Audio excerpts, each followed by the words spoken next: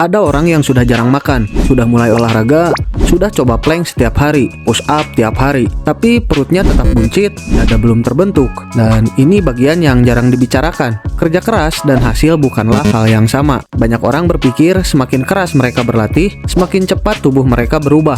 Tubuh hanya merespon stimulus yang tepat, nutrisi yang cukup, pemulihan yang baik, dan waktu. Dan hari ini kita akan membahas 4 hal sederhana yang akan menentukan apakah tubuhmu akan berubah dalam 6 bulan ke depan atau tetap terlihat sama seperti hari ini. Sebelum masuk ke solusinya, ada 2 kesalahan yang hampir selalu muncul. Kesalahan pertama, jarang makan bukan berarti kalori rendah. Ini kesalahan paling umum yang sering disalahpahami. Banyak orang merasa mereka sudah makan sedikit, padahal sebenarnya tidak. Karena tubuh tidak menghitung berapa kali kamu makan. Tubuh hanya menghitung berapa total kalori yang masuk. Masalahnya, banyak makanan modern sangat padat kalori. Minuman manis, kopi susu, ngemil kecil, makanan kemasan, bahkan hal-hal kecil yang terasa tidak terlalu banyak tetap dihitung oleh tubuhmu. Dan lucunya, semakin seseorang merasa dirinya sudah diet, semakin besar kemungkinan mereka berhenti memperhatikan detail kecil ini.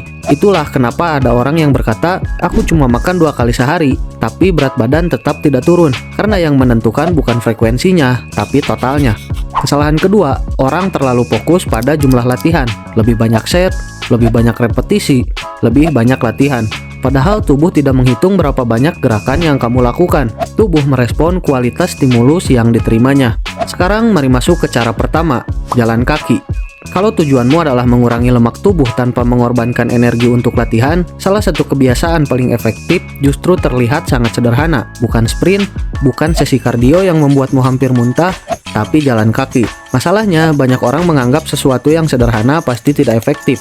Padahal aktivitas ringan yang dilakukan setiap hari sering memberikan hasil lebih besar dibanding aktivitas ekstrim yang hanya bertahan 2 minggu. Target yang bagus adalah sekitar 10.000 langkah jalan kaki sehari. 10.000 langkah bisa membakar sekitar 300-600 kalori. Keuntungan terbesar dari jalan kaki adalah biayanya gratis, tidak membuat recovery berantakan, tidak membuat kamu kelelahan untuk latihan beban, tidak membutuhkan alat khusus, tapi tetap membantu membakar kalori secara konsisten, dan konsistensi selalu mengalahkan intensitas yang hanya bertahan sebentar. Kedua, protein. Sekarang bayangkan kamu berhasil menurunkan lemak. Pertanyaannya, apa yang akan terlihat setelah lemak itu berkurang?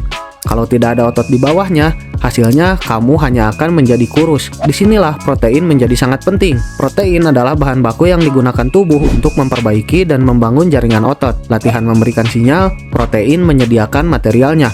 Tanpa cukup protein, tubuh tidak punya banyak hal untuk dibangun. Tapi manfaat protein tidak berhenti di situ. Protein juga membuat kenyang lebih lama, artinya kamu tidak harus terus-menerus merasa lapar sepanjang hari. Dan dibandingkan makronutrien lain, protein membutuhkan energi yang lebih besar untuk dicerna. Target praktis yang sering digunakan adalah sekitar 1 gram protein per kilogram berat badan. Tidak harus sempurna setiap hari, yang penting konsisten mendekati target tersebut. Dada ayam, telur, ikan, tempe, pilih saja sumber yang paling cocok dengan gaya hidupmu. Karena tujuan sebenarnya bukan makan sempurna selama 1 minggu. Tujuannya adalah untuk menemukan pola makan yang bisa kamu pertahankan selama bertahun-tahun. Dan bicara soal pola makan, ada satu masalah yang hampir selalu muncul. Kebanyakan orang tidak benar-benar tahu berapa banyak yang mereka makan. Dan di titik ini, aku sadar sesuatu. Tubuh kita tidak bereaksi terhadap niat. Tubuh hanya bereaksi terhadap apa yang benar-benar masuk ke dalamnya. Dan masalah terbesar banyak orang adalah mereka hidup dengan menebak-nebak. Merasa sudah makan sedikit, tapi ketika kita lihat lebih dekat, ternyata ada banyak kalori tersembunyi yang tidak pernah dihitung. Itulah kenapa aku mulai pakai Cal AI. Yang aku suka dari aplikasi ini adalah proses trackingnya yang sangat simpel. Kamu tinggal foto makananmu, lalu Cal AI akan langsung menganalisis kalori dan makronutriennya hanya dalam hitungan detik. Kalau kamu mau hasil yang lebih presisi, Cal AI juga menyediakan food database lengkap di dalamnya. Jadi, kamu bisa cari makanan secara manual dari ribuan pilihan makanan yang tersedia. Dan fitur favoritku adalah barcode scannernya, karena banyak makanan kemasan yang kelihatannya kecil, tapi ternyata kalorinya tinggi banget. Setelah mulai tracking, aku baru sadar betapa banyak hal kecil yang ternyata bikin fat loss jadi gagal.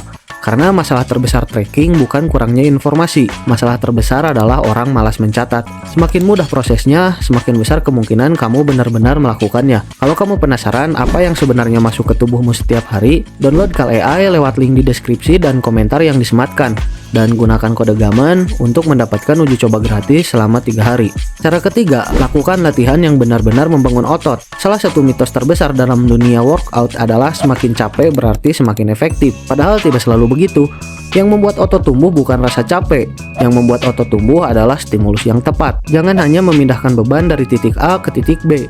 Rasakan otot yang bekerja, kontrol gerakannya, terutama saat menurunkan beban. Banyak penelitian menunjukkan bahwa fase ini memberikan stimulus yang sangat penting untuk pertumbuhan otot. Lalu ada satu prinsip yang tidak bisa dihindari, progressive overload.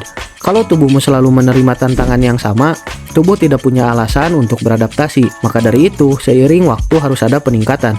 Sedikit lebih berat, sedikit lebih banyak repetisi, atau teknik yang lebih baik. Tidak perlu drastis, bahkan peningkatan kecil yang dilakukan terus-menerus selama berbulan-bulan bisa menghasilkan perubahan besar. Cara keempat, tidur. Kalau saya hanya boleh memilih satu kebiasaan untuk mempercepat hasil latihan, saya akan memilih tidur. Karena hampir semua proses pemulihan terjadi saat kamu tidur. Saat tidur cukup, tubuh memperbaiki jaringan yang rusak akibat latihan, mengatur hormon yang berhubungan dengan rasa lapar, membantu pemulihan sistem saraf, dan mempersiapkan tubuh untuk performa yang lebih baik keesokan harinya. Sebaliknya, kurang tidur membuat semuanya lebih sulit. Kamu lebih mudah lapar, lebih sulit fokus, lebih malas bergerak, recovery lebih lambat, dan kualitas latihan ikut menurun. Kalau saat ini kamu hanya tidur 5 atau 6 jam, jangan heran jika progresmu terasa lambat, karena tubuhmu sedang mencoba membangun sesuatu tanpa waktu yang cukup untuk memperbaiki dirinya sendiri. Sekarang, pertanyaan yang paling sering muncul, kapan hasilnya akan terlihat? Jawabannya mungkin tidak secepat yang kamu harapkan, tapi lebih cepat daripada yang kamu kira. Dalam beberapa minggu pertama,